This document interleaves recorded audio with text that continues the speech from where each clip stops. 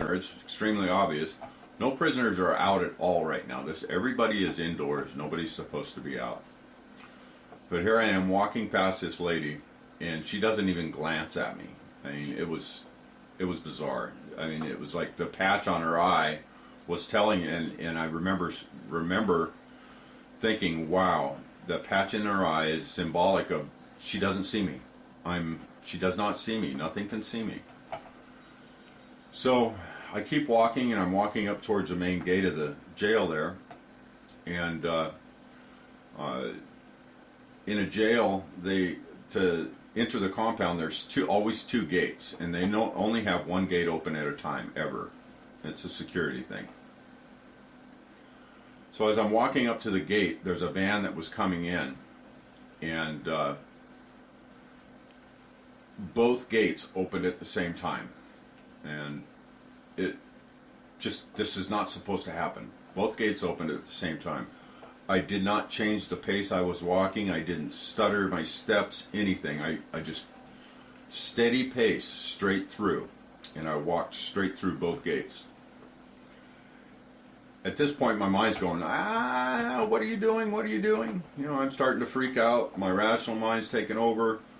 I'm going, holy crap, I'm walking out of jail. So I get out past the outside, and I'm out of the jail. I'm outside, and I'm freaking out, and a guard comes running out of the guard shack. You know, the whole freeze down on the ground trip. So he cuffs me and takes me into the guardhouse and puts me in a little holding cell there. And a little while later, the guard that pulled me in there has to fill out a report, so he comes in and interviews me, and I'm in there just freaking out. I'm just like, oh my God, what did I do? Type thing. So he comes in and interviews me, and I deny what was really going on. You know, what am I going to tell him? I was hearing voices. I was being told by God to walk out the gates. So I denied what was really going on. I told him that I'd gone, I was homesick and I had to get out of there, that story. So they put me in the tank, or in the hole, which is basically a little 4-foot by 8-foot cell, no windows, a little tiny window in the door, a concrete slab with a mat on it, and a stainless steel toilet, and this is it. So I'm in there.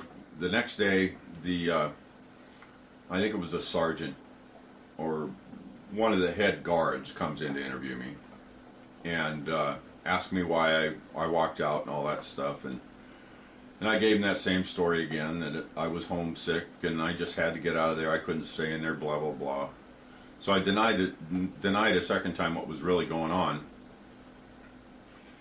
and so they put me back in a hole, and a couple days go by, and I believe this was over the weekend, and then the San Bernardino County psychologist, obviously these guys thought I was a loon, and I didn't know if they weren't right at this point. But the psychologist comes in to interview me, and I give the same story. Okay, I was homesick, I had to get out of here, I needed to leave, so I just got up and walked out. So I denied a third time what was really going on, and then they put me in what they call the ISO block, which is I think it was 8 cells that were back to back, solid walls in between them, so you can't see anybody else in any of the other cells, but you can talk to each other. Open bars, you can talk to each other in the other cells.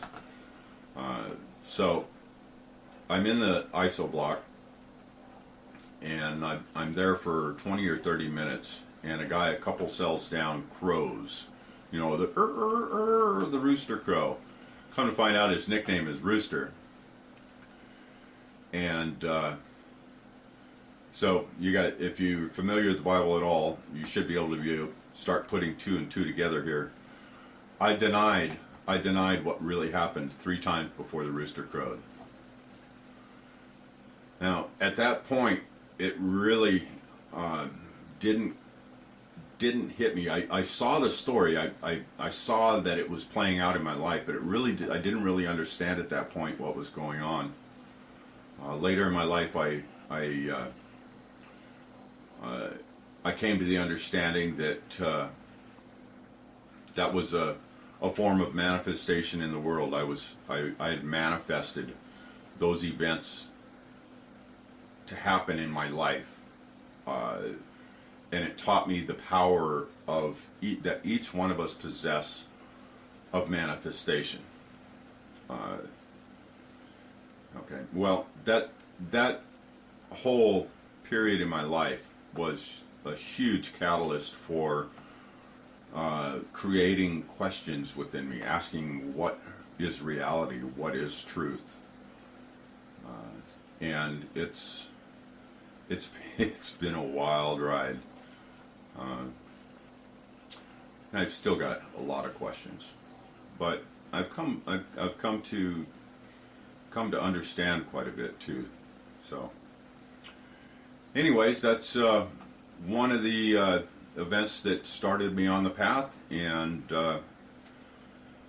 I hope that everybody enjoys the experiences of all the other people that I talked to, and I'm putting out here from the